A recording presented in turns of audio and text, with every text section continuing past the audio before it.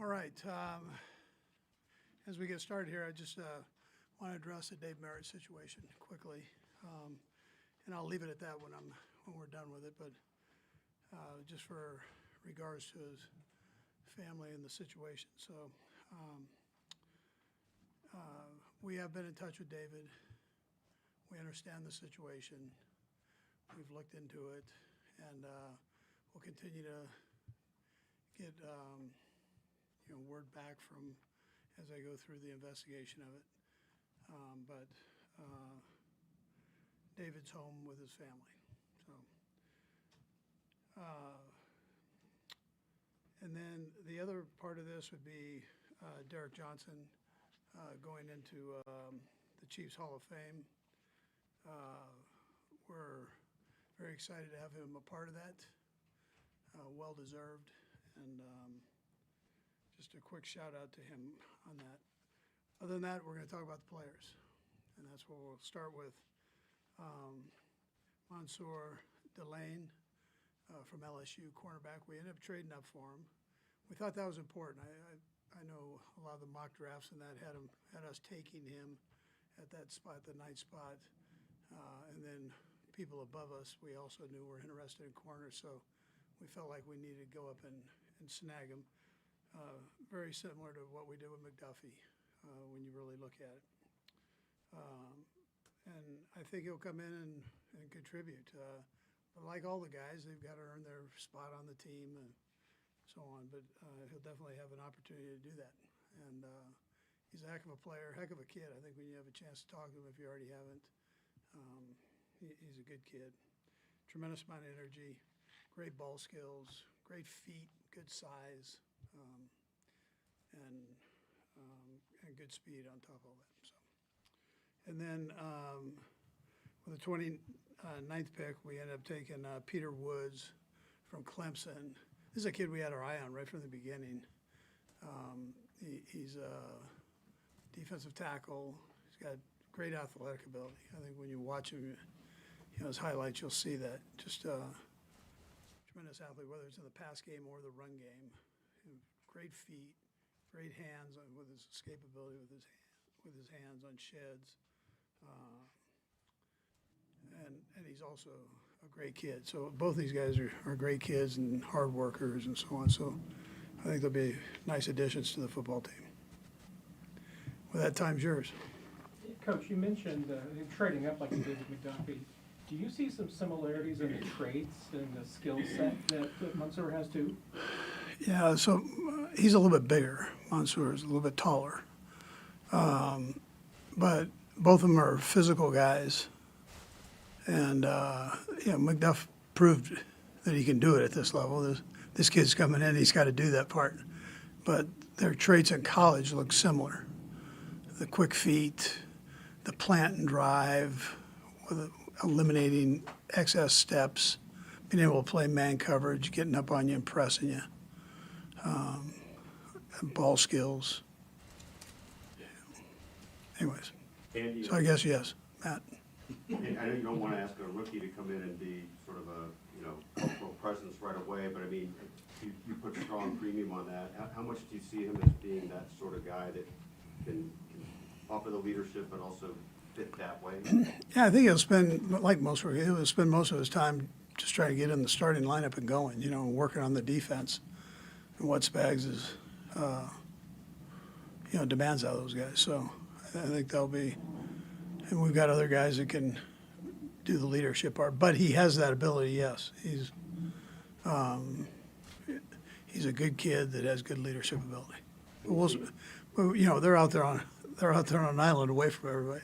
So there's not a whole lot of leading. They're just taking care of business out there. You seem particularly excited to hear from you guys. I wonder if you could rehash the call with him. Yeah, we just talked to him the other day too. So I mean, literally 2 days ago on a Zoom call. So he, a good kid, but we've talked to him a couple times at the combine. So but he was excited to hear from us. Andy, when you go defense in the first round, I just wonder what you could speak to where your offense currently is. I know you've got picks left in this draft, but just overall where you think the offense Yeah, so we'll see how everything works out with that. But I thought it was important that we address the defense. I mean, that's an important side of the ball. As much as I love the offense, right? But that's an important side of the ball, and we had some vacancies there that we need to take care of. You thought that going in tonight, or was that just the way it felt? No, that's the way we felt going in, yeah. I mean, we traded our secondary kind of away there, so it was good to get, and we've got some young guys coming up that we think are good, but this will be a nice addition. Coach, I was gonna follow up on that, but I wouldn't be doing my job if I didn't ask, is Coach Merritt subjected to the personal conduct, where he had to go on a leave of absence according to the league? I wouldn't be doing my job if I got done telling you that I'm done answering, but, that's all right. Yeah, we're on it together, man. You did your justice, I did my justice. So, Coach, when you guys have those Zooms at the end, you said just a couple days ago with Mansour, is that like a finishing interview? Does that seal the deal? Was anything in that Zoom that really kind of solidified it for you?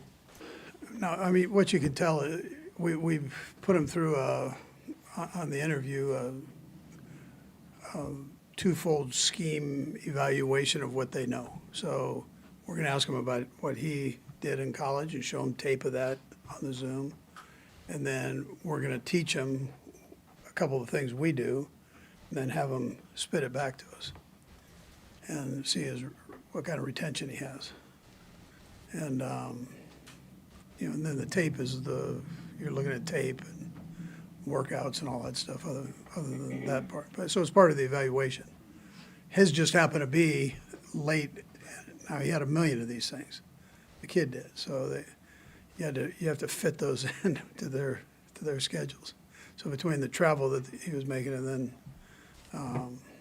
the Zooms that he had, we ended up just 2 days ago with it. Andy, when it comes with Spags, I'm sure you had a lot to say with this, and just the fit with his scheme.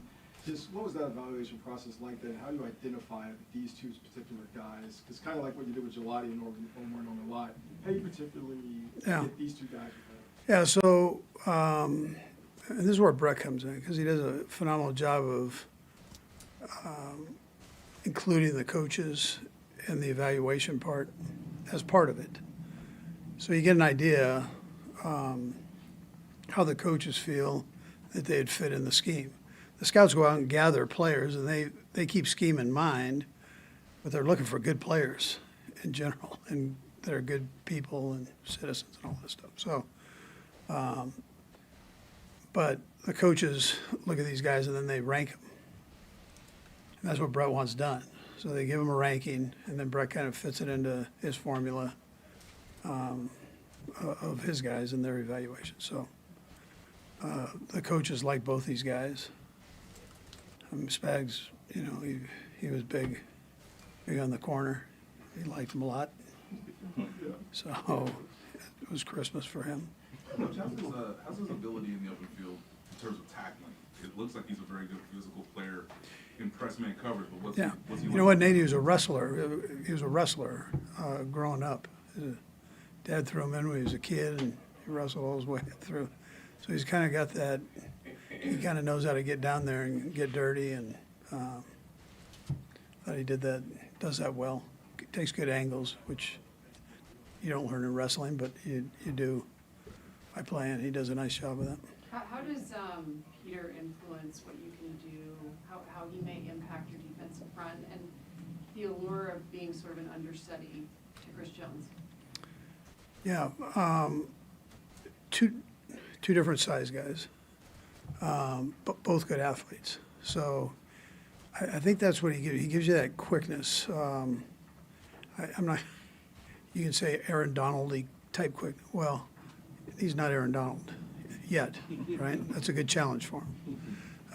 But he has that ability inside. And you're seeing in the league now, guys that maybe aren't the biggest guys, but they're extremely quick and have great body control and can rush the passer. shortest distance to the quarterback are those dudes right in there. And so he gives you a little bit of that. And we were looking for that. So, and he's a great kid.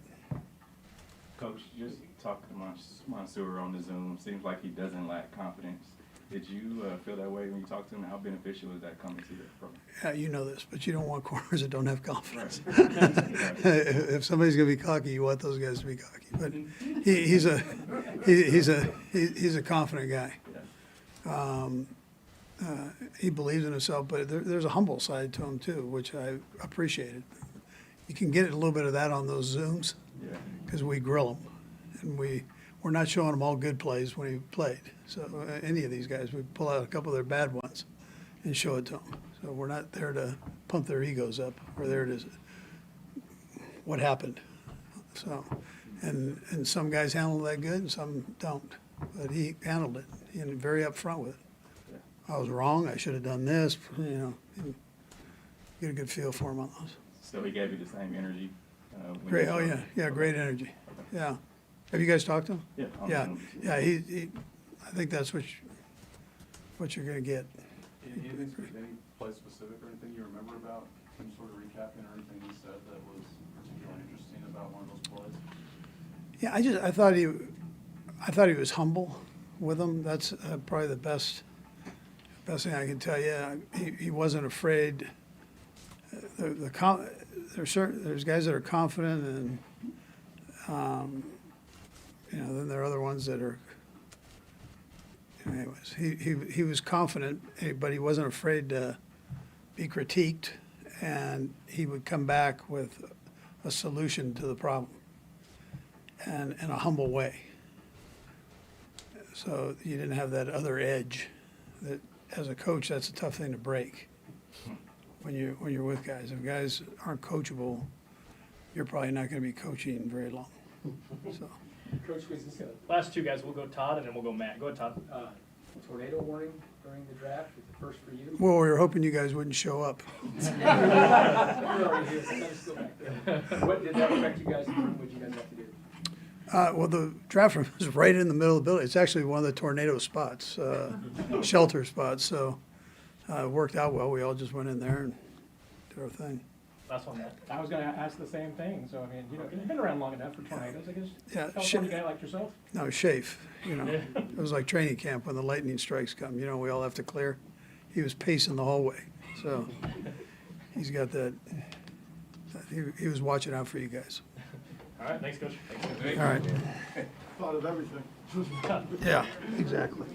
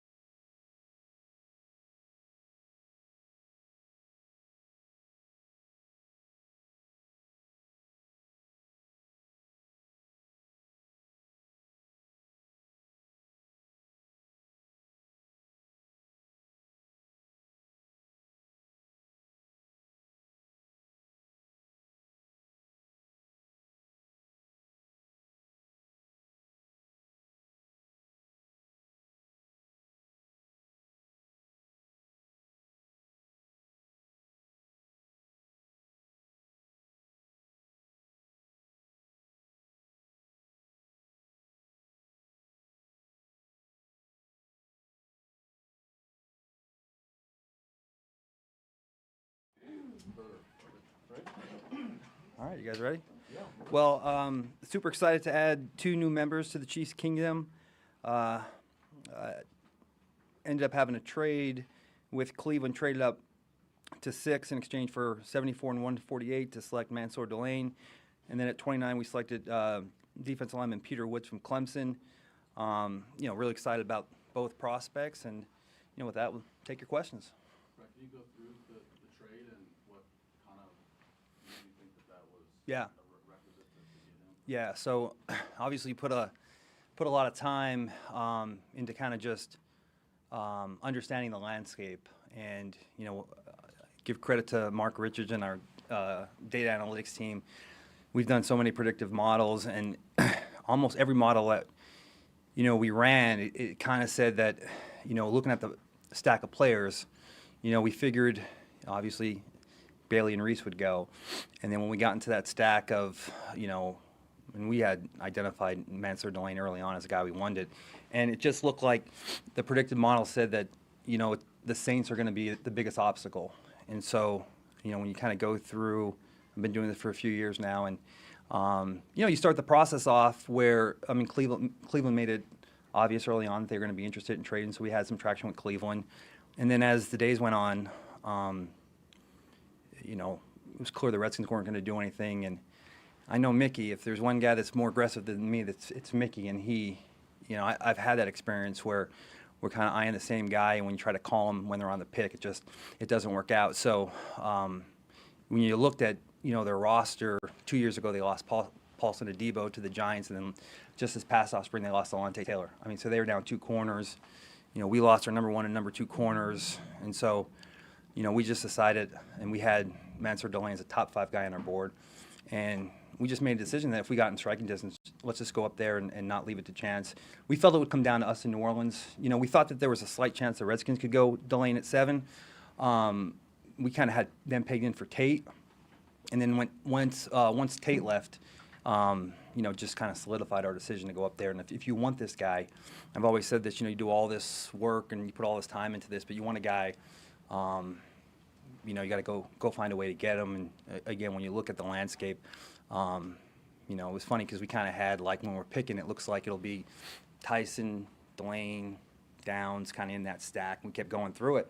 And, we just relied on our data analytics and said, like, the Saints would be likely to take Delane there just because of losing the 2 corners the last 2 years. And, again, similar predicament. So just went up there and got that guy.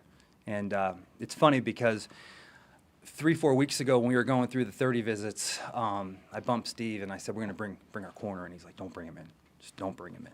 Let's just zoom him. Let's keep it quiet. Thought we did a good job. I think a lot of people thought we might go offensive line there. But this was our guy the whole time. Again, assuming Bailey and Reese were off the board, great players. But, we had Delane right up there. And it's hard to find, good corners. And I know that we've done well over the years of addressing corners late. But, when you're kind of within reach of a top corner, we did that a couple of years ago. I think we traded a 3 and a 4 to get McDuffie. So, traded a 3 and a 5 to get Mansour Delane. So we're extremely excited. What makes him all that? Was there any thought about moving 29 with that to go up even higher to number 3 No. to Arizona, or even moving up within the draft with 29 to go up higher to get somebody else? No, it was that fine balance of, being responsibly aggressive, and, we really value that second first round pick, I should say. And, again, we kind of had a threshold, like, look, we still need a lot on this team. We have a lot of holes we have to cover, edge and D-line and corner and some wide receiver depth and what have you. And so, like, look, if it makes sense to do something, want to really keep don't want to touch, 129 or 40. Is it 40 tomorrow we have? Yeah. Don't want to touch those. Want to keep those. But, look, if we get to Cleveland, and, we kind of, doing those mocks, we kind of, I think we had Styles probably going there, and Tate went, the flip of those guys, maybe Reese and Styles. But I think we all kind of knew the first 5, and Tate was a little bit of a curveball, but, it wasn't, it was a good pick. But, we said if we get in this window, we can get a top 5 guy on our board. Let's just go get him. And again, then, with Tate going, we felt like he could be in play for the Redskins. But, we were really doing our work on the Saints. And like I said, though that team losing 2 corners in the last 2 years and us losing 2 corners in one offseason, let's just go get our guy. What makes Mansour What the makes guy? him elite? Listen, he's super fluid. He's athletic. He has, obviously ran that 4.3, but he's a guy that plays patient, is super aware, has great ball skills. He's tough. He'll tackle. We think he can play inside and outside. Again, just, we feel like he was the most complete corner, and I'm sure he was the consensus #1 corner. And again, when you're picking at 9 and you're right there and you can get the #1 corner in the draft, you just go get him. But, we think he has, the full package. And, he was a former wrestler growing up. He'll tackle. It's a big deal for Steve, as you know, but Stacy, but also that position flexibility. We think he can go inside and outside and give us, a lot of flexibility. So now, we have a guy, Noah Williams, that did some great things for us last year. And, I think Christian Fulton showed what he can do when he's healthy. But, I mean, that was super high on our priority list to knock that corner position out. And so we just decided to go do it early. Brett, Steve is so important in these conversations, and fit is so important. What did Steve say about Mansour when you were talking? Yeah, I'm not so sure Steve wouldn't have taken him over anybody. So, I told Steve, I said, well, we'll have a chance, I think, because he'll get to 6, and then, and I don't think he'll be the 6th pick, but he'll probably go, if not 7, we felt like 8 was the spot. So, as I mentioned, Steve had me cancel the 30 visit just to, I think if you guys heard the call, I said to him, I said, you didn't hear a lot from us, and that was by intent. When you're sitting there at 9, and again, I've said this earlier, when, you lose your starting corners, and then the Saints lost 1 the year before and 1 this year, you're looking at a team that probably has the same needs. And look, the Saints got a great player, and he could have been in consideration. We just felt it was a huge priority for us to knock that corner position out. Brett, it was a little unusual for us to watch the draft with the 8-minute thing, and it was a little weird on Yeah. what's going on. Did you guys make the trade? Did you already know that Reese was in for the Giants when you made the trade? What was the true timing? Well, I had talked to Cleveland. I talked to Andrew at the owners meeting, and he kind of put it on our radar that, we they would have interest, and I kind of took that back with the group, and that's when the research. We just spent all the time just kind of analyzing the teams and what they would do, and obviously you don't want to trade picks if you can sit there and get a guy, and that's where we just exhausted our resources into just what are these teams going to do, and you never know. It's an inexact science, but again, all of our predictive models said that there was when they had the graphs and the charts that, again, Mark sent to me, it was, the most likely player the Saints would select would be Delane. And again, I'm not speaking on behalf of New Orleans. They selected a great player, and maybe they would have taken him, right? But, we also have a process, and we go through that, and we trust it. And, if we feel that we don't want to lose a guy by what our predictive models are saying, let's just go up there and get the guy. Can you mention that there was a Zoom that he had with Spags? Yeah. It was pretty instrumental. When did you guys decide that this was the guy? Was it a month ago? It was a little bit ago. We kind of, when you're going through this, that the Baileys and the Reeses, and obviously Mendoza and Love.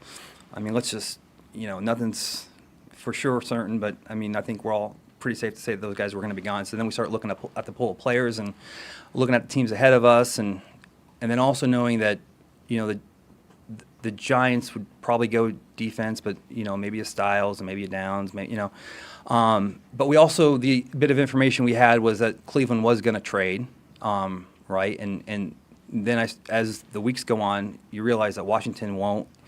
And again, I know Mickey, and I know that he's going to pick a guy, and so it's like, well, it's either go to 6 and get Delane, the guy you want, the guy that we have a top 5 guy on our board, or just leave it to chance and just if the Saints go wide out, we go corner. I'm sure we had the same names on the board. But I think, man, I would say at least 3 or 4 weeks ago, we kind of just honed in on this guy, and he was our guy. And, just let everyone think we're going to go offensive line. You got another guy. You got another guy tonight. Yeah. Yeah. Tell us what led into that. Yeah, we just, you guys have seen it across the league, just the depth of defensive lines is so important. You look at obviously what Seattle did and New England and those teams. I mean, they just have a plethora of defensive linemen across the board. And, what we like about Peter is he's a versatile guy. He has strength and power, but he's also athletic and has some pass rush. And look, he's one of the younger guys in the draft. I think he just turned 21. Super big upside with him. And, again, I think it's a priority for us. More than anything is, obviously, as you guys know, we have invested on the offensive line over the years, and, that old blueprint O-line, D-line, and then work from the corner receiver and all that. But we've done that with the O-line, and, we're going to continue to do that with the D-line now. And we just want to add numbers and talent across the board. And, we get Omar coming back now, and now you have Peter Woods, and now you have Chris Jones, and now you have Tonga. It looks a lot different than it did last year already. And, we still have some more picks to go, and hopefully we can keep adding. Right, you guys have been very successful in developing young corners. Mhm. How much did that go into this pick? Yeah, well, I think that on one end, we do a great job of, just the communication of, we do a good job of, I've always said this, like, the way we do things here is, we go through all the players and the guys we like. We only give our coaches the guys we like. We don't give them everybody. We just give them the small pockets of players, pocket of player in one, pocket of player in two, and it cuts down the numbers for the coaches and it makes their reports, more accurate for us. But I think that's why we've had success later on in the draft. But when you have a guy like Mansour's delaying skill set, you don't find that late in the draft. And again, we're sitting right there. Let's just go get him. But I just think that our success in developing and turning out corners has a lot to do with the communication and trust. And, we see a guy, we go get him, and we've identified the skill sets that work for us. And like I said, I mean, Steve was obviously, we had to make some tough organizational decisions with trading Trent, and then we lost Jalen. And but he's a happy camper today.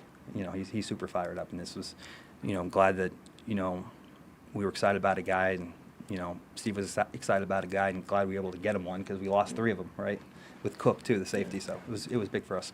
Right, where is Omar right now as far as his Mhm. health and what you expect from him next year? Yeah, I think again, you guys know how I roll. I don't want to speak for Rick, but I mean, I totally expect him ready to go for training camp. I think you'll see him out there at OTAs, and exactly at what point he'll be just full go at those OTAs, we'll see. But I mean, you certainly think that he'll be ready to rock and roll for St. Joe, and I think he'll do a lot at the OTA. I don't know if we'll take the red jersey off him. We probably will let that slowly happen and let him kind of acclimate and ease his way into this. But certainly expect to have him for the start of training camp. Brad, I asked this like a week ago about just the comparisons of the 22 draft, having 2 first-rounders. Mhm. You guys went corner and defensive line yet again.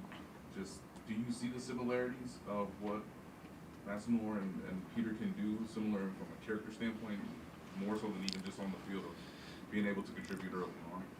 Yeah, I mean, I didn't even think about that, but like in 22, I did think of the trade, right? So we moved to 3 and a 4, I think, to get McDuffie. Moved to 3 and a 5 here to get Delane.